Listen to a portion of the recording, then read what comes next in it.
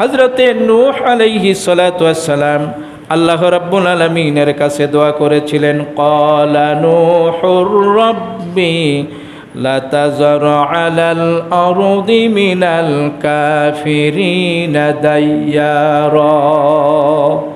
হে নবী, নূহ আলাইহিস সালাতু ওয়াস সালাম আল্লাহর কাছে দোয়া করেছিলেন, হে আমার রব, কোনো কাফিরকে আপনি এই পৃথিবীতে রাখবেন না, সমূলে ধ্বংস করে দিবেন। বলুন নাউযুবিল্লাহ।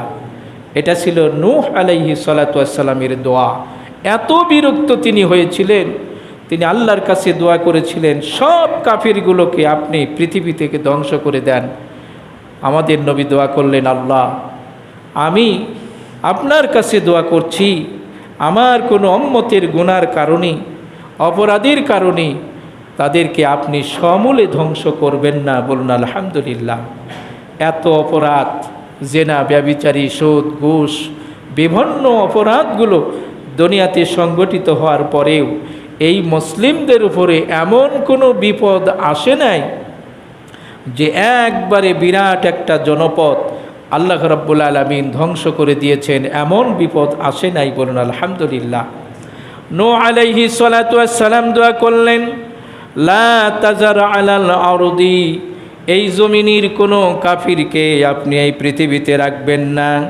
আন্নী মাগলুবুন ফান্তাসির, আমি এই জাতির জন্য অপারগ হয়ে গিয়েছি, সুতরাং আপনি তাদের উপরে শাস্তি প্রতিশোধ গ্রহণ করুন। নূহ আলাইহিস সালাতু ওয়াস সালামের দোয়া আল্লাহ রাব্বুল আলামিনের দরবারে কবুল হয়ে গেল। আল্লাহ রাব্বুল আলামিন বললেন, নূহ, বিরাট একটা কিস্তি তৈরি করো, নৌকা বানাও, সাফিনা তুমি বানাও, একটা বোট বানাও, নৌকা বানাও। এই নৌকা তৈরি হয়ে গেল।